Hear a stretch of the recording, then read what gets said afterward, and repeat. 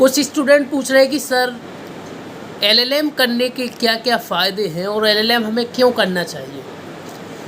देखिए, डिपेंड्स करता है हर एक पर्सनल व्यक्ति पे। बेसिकली यदि आप चाहते हैं कि लॉ के बाद सीधी आपको प्रैक्टिस करना है या फिर जुडिशरी में जाना है, तो बेसिकली एलएलएम की आपको ज़रूरी नहीं है कि आपको अगर जज बनना है तो एलएलएम ज़रूरी है या फिर आपको एडवोकेट बनना है तो ये ज़रूरी नहीं है। एलएलबी जो है ये काफ़ी है एडवोकेट बनने के लिए, जज बनने के लिए। लेकिन आप अपने फ्यूचर में अपने करियर को लेके सिक्योरिटी चाहते हैं।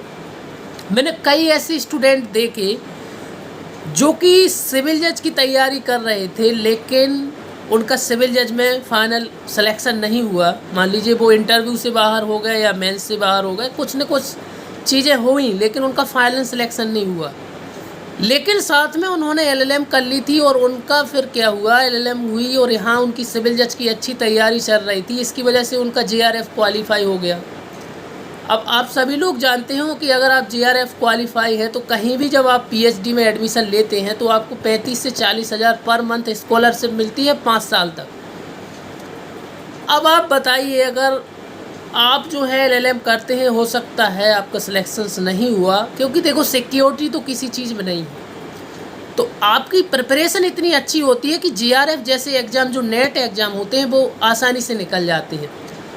मेरे सर जो हैं उन्होंने जुडिशरी की तैयारी की, 2 बार उन्होंने इंटरव्यू दिया, उनका सिलेक्शन नहीं हुआ। लेकिन चूँकि उन्होंने इस बीच एलएलएम कर लिया था तो उन्होंने फिर नेट जेआरएफ क्वालिफाई किया। नेट जेआरएफ क्वालिफाई करने के बाद जैसे ही असिस्टेंट प्रोफेसर की वैकेंसी आई, वहाँ पे उनकी रैंक आई, पूरे मध्य प्रदेश में 11 रैंक आई, तो वो प्रोफेसर बन गए, असिस्टेंट प्रोफेसर बन गए गवर्नमेंट कॉलेज में।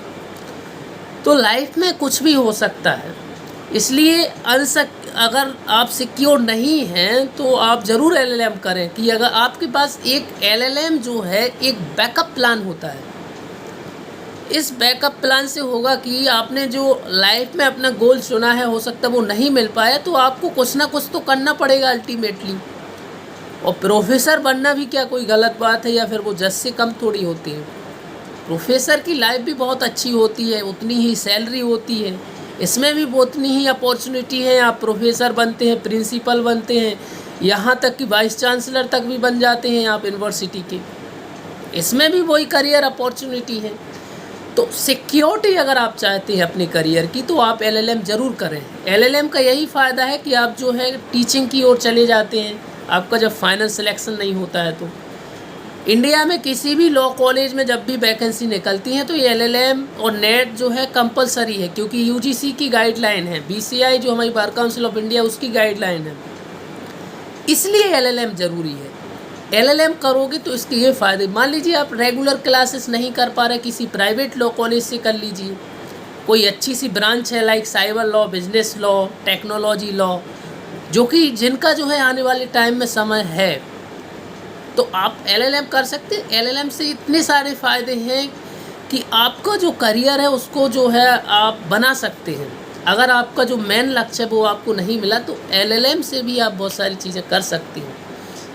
तो आप लोग अगर आप कर सकें तो ज़रूर एलएलएम करें। और रेगुलर क्लासेस नहीं जा पाते तो ऐसी कॉलेज में एडमिशन ले लें जहाँ पे एग्ज़ाम देने में जाना है और आपको पास कर दिया जाता है। आपको सिर्फ डिग्री चाहिए, अगर डिग्री बस चाहिए तो आप किसी भी कॉलेज से कर लीजिए फिर, लेकिन एलएलएम ज़रूर करें। मैं हर एक स्टूडेंट को सजेस्ट करूँगा कि एलएलएम आप ज़रूर करें।